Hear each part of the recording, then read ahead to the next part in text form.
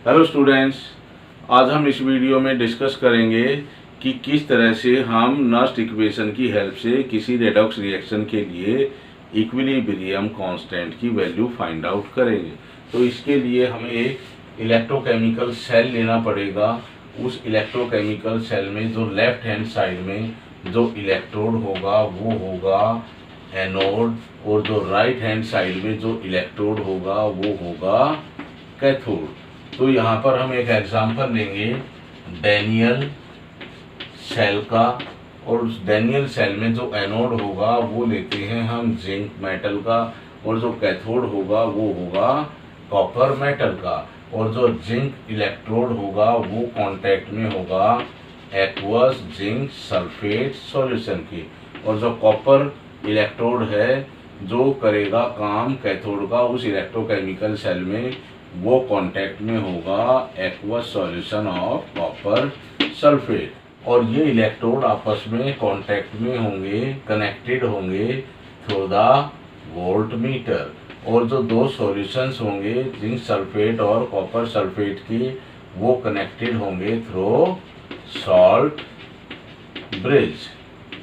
तो जैसा हमें पता है कि जो एनोड है, एनोड पर होगी ऑक्सीडेशन हाफ रिएक्शन, और ऑक्सीडेशन किसका होगा यहाँ पर जिंक इलेक्ट्रोड का, और जब उसका ऑक्सीडेशन होगा तो जो जिंक 2+ आयंस हैं वो जाएंगे सॉल्यूशन में, और जो कैथोड है कैथोड पर होगी रिडक्शन हाफ रिएक्शन।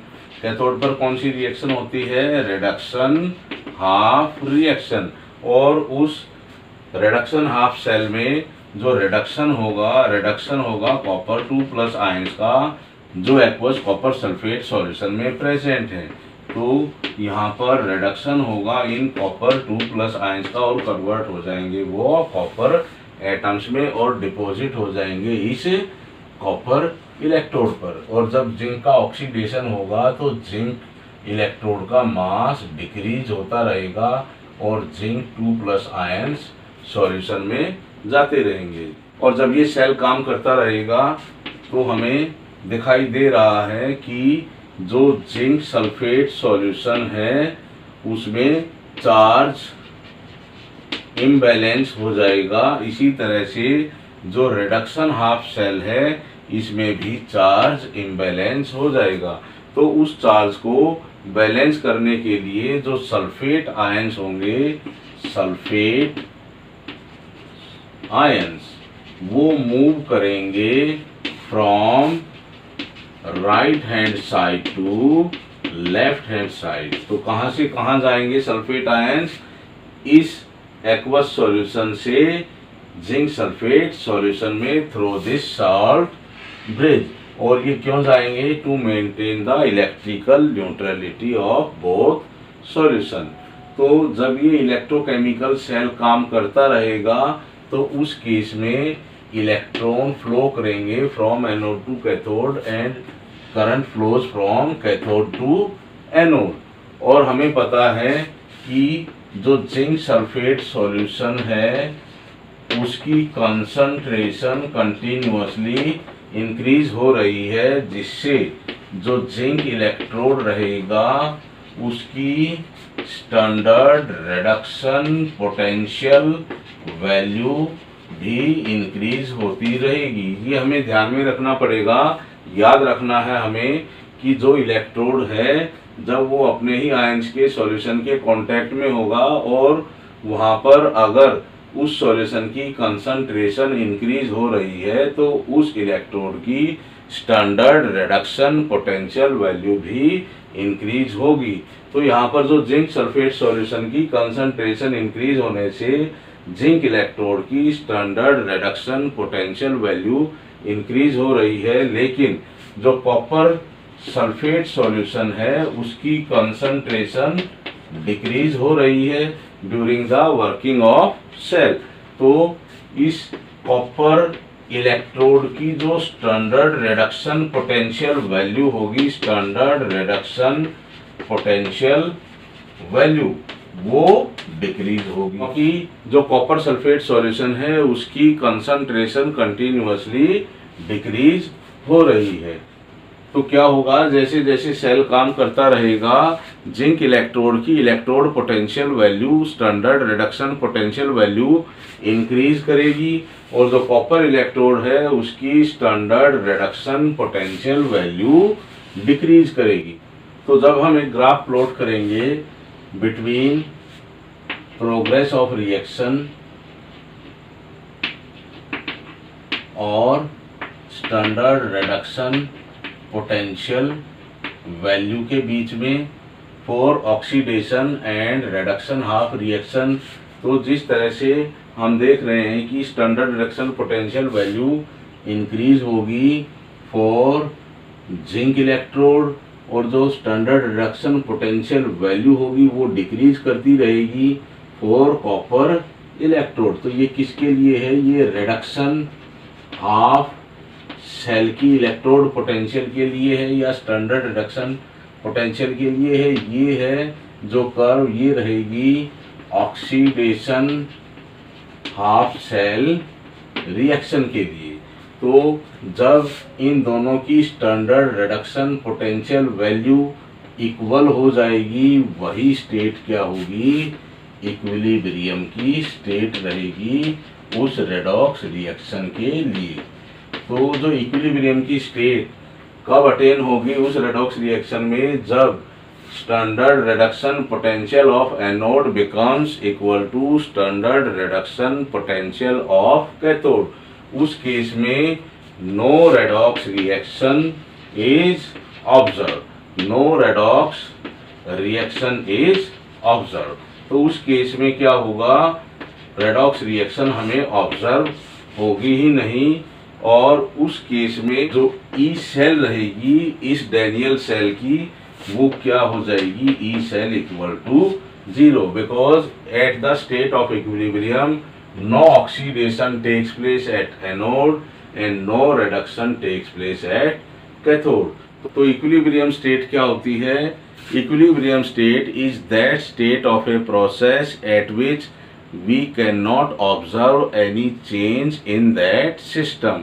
तो हम ना तो उस सिस्टम में चेंज इन कंसंट्रेशन को ऑब्जर्व कर सकते, ना ही हम उसमें ऑब्जर्व करेंगे चेंज इन टेम्परेचर। अगर उस रिएक्शन में कोई गैसियस प्रोडक्ट प्रोड्यूस हो रहा है तो उसमें चेंज इन प्रेशर को भी ऑब्जर्व नहीं करेंगे।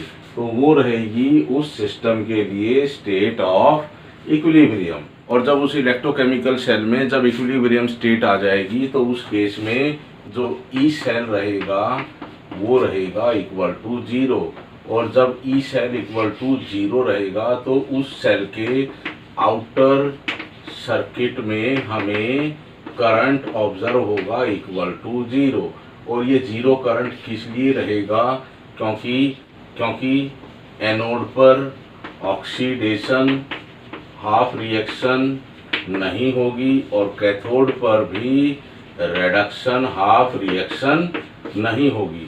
तो इक्विलिब्रियम स्टेट पर ना तो एनोड पर ऑक्सीडेशन होगी और कैथोड पर भी रिडक्शन हाफ रिएक्शन नहीं होगी। तो उस केस में इलेक्ट्रॉन्स ट्रांसफर होंगे ही नहीं from anode to cathode and in that situation there will be no current flows in the outer circuit from cathode to anode। तो जब तक उस डैनियल सेल में इक्विलिब्रियम की स्टेट अटेन नहीं हुई थी, इक्विलिब्रियम नहीं ऑब्जर्व किया गया था, तो उस टाइम पर जो रेडॉक्स रिएक्शन थी उसको हम इस तरह से लिख सकते हैं, zinc plus copper 2 plus ions gives zinc 2 plus ions plus copper atom not at equilibrium position। जब उस रेडॉक्स रिएक्शन में इक्विलिब्रियम अटेन नहीं हुआ था, लेकिन जब उस रेडॉक्स रिएक्शन में इक्विलिब्रियम अटेन हो जाएगा तब उस रेडॉक्स रिएक्शन को हम लिख सकते हैं इस तरह से, zinc plus copper 2 plus ions equilibrium का sign zinc 2 plus ions plus copper. और अब यहाँ पर हम देख रहे हैं कि इक्विलिब्रियम उस रेडॉक्स रिएक्शन में अटेन हो गया है। तो यहाँ पर हम law of chemical equilibrium apply कर देंगे, उसमें हम लिखते हैं इक्विलिब्रियम कांस्टेंट के लिए mathematical expression Kc is equal to, ऊपर आएगा concentration of products divided by concentration of reactants. तो इस इक्वेशन से हम देख सकते हैं कि जो प्रोडक्ट्स हैं अपने जिंक 2+ आयन और कॉपर मेटल, और रिएक्टेंट्स हैं zinc metal and copper 2+ ions. और हमें पता है जब भी कोई मेटल प्योर स्टेट में होगा, प्योर सॉलिड फॉर्म में होगा, तो उसकी मोलर कंसंट्रेशन हम लेते हैं इक्वल टू 1। तो यहाँ से Kc क्या आ जाएगा, zinc 2+ ions concentration divided by molar concentration of copper 2+ ion. अब इस इक्वेशन के लिए लिखेंगे हम नर्स्ट इक्वेशन। नर्स्ट इक्वेशन को अप्लाई करेंगे इस रेडॉक्स रिएक्शन के लिए, तो वो नर्स्ट रिएक्शन हम लिख सकते हैं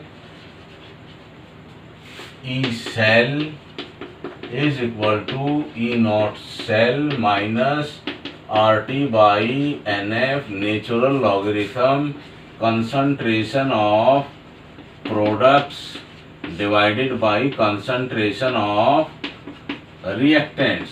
और concentration of products divided by concentration of reactants, इसकी जगह हम लिख सकते हैं इसको। और हमने इस नर्स्ट इक्वेशन को लिखा है इस इक्विलिब्रियम रिएक्शन के लिए, जिसके लिए ई सेल क्या होगा, E cell is equal to 0। तो 0 is equal to E0 cell minus RT by NF natural logarithm zinc 2+ ions divided by concentration of copper 2+ ions. और इस सारे के लिए हम लिख सकते हैं इक्वल टू Kc। तो इसकी जगह हम लिख देंगे Kc, तो नेचुरल लॉगरिथम इनटू Kc। और जब इस इक्वेशन को हम रीअरेंज करेंगे, रीअरेंज करने से हमें मिलेगी E0 cell is equal to RT by NF natural logarithm Kc। और जब इस इक्वेशन में हम वैल्यू पुट करेंगे R is equal to 8.314 joule kelvin inverse mole inverse, T is equal to 298 kelvin और 25 डिग्री सेल्सियस। फैराडे की value होगी 96,500 coulomb per मोल। और जो इस इक्वेशन में जो N रहेगा, N is the number of electrons involved in electrode reaction, involved in electrode reaction. तो जो किसी इलेक्ट्रोड पर जो रिएक्शन होगी, चाहे वो ऑक्सीडेशन हाफ रिएक्शन हो या रिडक्शन हाफ रिएक्शन हो, उस ऑक्सीडेशन और रिडक्शन हाफ रिएक्शन में कितने इलेक्ट्रॉन्स इन्वॉल्व हैं, तो वो रहेगा अपना N। इनकी वैल्यूज जब हम इस इक्वेशन में रख देते हैं तो हमें मिलता है E0 cell is equal to 0.0591 by N। और यहाँ पर जो नेचुरल लॉगरिथम है, नेचुरल लॉगरिथम की जगह हम लिखेंगे 2.303 लॉग बेस 10। तो इसको भी यहीं पर रखेंगे इसमें, तो हमें मिलेगा लॉग बेस 10 Kc। तो इस इक्वेशन से हम किसी भी रेडॉक्स रिएक्शन में अटेन होने वाली इक्विलिब्रियम पोजीशन के लिए इक्विलिब्रियम कांस्टेंट की वैल्यू निकाल सकते हैं, कैलकुलेट कर सकते हैं, जिसके लिए हमें N की वैल्यू भी पता होगी और E0 सेल की वैल्यू का भी हमें पता होगा। तो जब हम इस इक्वेशन में N की वैल्यू और E0 सेल की वैल्यू हम पुट कर देंगे, और जब हम इस इक्वेशन में E0 सेल और N की वैल्यू को रख देंगे, तो हम लॉग Kc या इक्विलिब्रियम कांस्टेंट Kc की वैल्यू को फाइंड आउट कर सकते हैं। स्टूडेंट्स, अब हम एक न्यूमेरिकल सॉल्व करेंगे। For calculation of equilibrium constant of this redox reaction by using Nernst equation. तो इस रेडॉक्स रिएक्शन की इक्विलिब्रियम कांस्टेंट को कैलकुलेट करने के लिए हमें नस्ट इक्वेशन का यूज करना पड़ेगा। और यहाँ पर दिया गया है standard reduction potential for cerium 4 to cerium 3 is 1.44 volt and standard reduction potential value for iron from Fe3+ to Fe2+ is 0.68 volt. तो ये जो रेडॉक्स रिएक्शन है इसको पहले हम लिखेंगे फॉर इक्विलिब्रियम स्टेट। तो इस रेडॉक्स रिएक्शन को हम लिखेंगे फॉर इक्विलिब्रियम स्टेट। तो इक्विलिब्रियम स्टेट में हम इस रिएक्शन को किस तरह से लिख सकते हैं, Fe2+ सीरियम 4+, इक्विलिब्रियम का साइन गिव्स Fe3+ सीरियम 3+। अब हम इस इक्वेशन पर law of chemical equilibrium apply करेंगे तो वो क्या रहेगा, Kc is equal to concentration of products, और प्रोडक्ट्स क्या है Fe3+ और cerium 3+ ions divided by concentration of reactants, वो क्या है Fe2+ और सीरियम 4+ आयंस। तो अब हम देखेंगे उस नस्ट इक्वेशन को जिसकी हेल्प से हम इक्विलिब्रियम कांस्टेंट को कैलकुलेट करते हैं। तो वो क्या है, E0 cell is equal to 0.0591 divided by n log Kc। तो हमें यहाँ पर E0 सेल को भी कैलकुलेट करना पड़ेगा और n की वैल्यू को भी फाइंड आउट करना पड़ेगा। तो यहाँ हम इस रेडॉक्स रिएक्शन से n की वैल्यू को फाइंड आउट कर सकते हैं कि जो Fe2+ आयंस हैं वो कन्वर्ट हो रहे हैं Fe3+ आयंस में बाय लूजिंग 1 इलेक्ट्रॉन, और जो सीरियम 4+ आयंस है वो कन्वर्ट हो रहे हैं सीरियम 3+ आयंस में बाय एक्सेप्टिंग 1 इलेक्ट्रॉन। तो यहाँ पर इस रेडॉक्स रिएक्शन के लिए जो n की वैल्यू रहेगी वो रहेगी इक्वल टू 1। और अब हम कैलकुलेट करेंगे इस रेडॉक्स रिएक्शन के लिए इस इलेक्ट्रोकेमिकल सेल के लिए E0 सेल की वैल्यू। तो E0 सेल किस तरह से कैलकुलेट करेंगे, E0 cell is equal to E0 cathode minus E0 anode.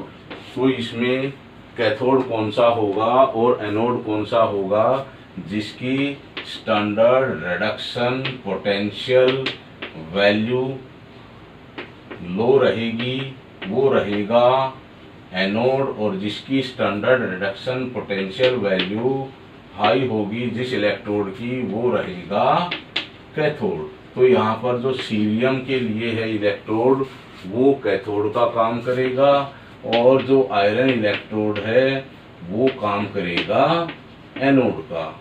तो यहाँ पर हम E0 सेल की वैल्यू को कैलकुलेट करेंगे। तो E0 कैथोड के लिए वैल्यू रहेगी अपनी 1.44 वोल्ट माइनस एनोड के लिए वैल्यू है 0.68 वोल्ट। तो यहाँ से हम 0.68 को माइनस करेंगे 1.44 से, तो हमें मिलेगा 1.44 माइनस 0.68, 6 और 7 0.76 वोल्ट। तो E0 सेल की वैल्यू रहेगी अपनी 0.76 वोल्ट और n की वैल्यू क्या रहेगी, 1 रहेगी।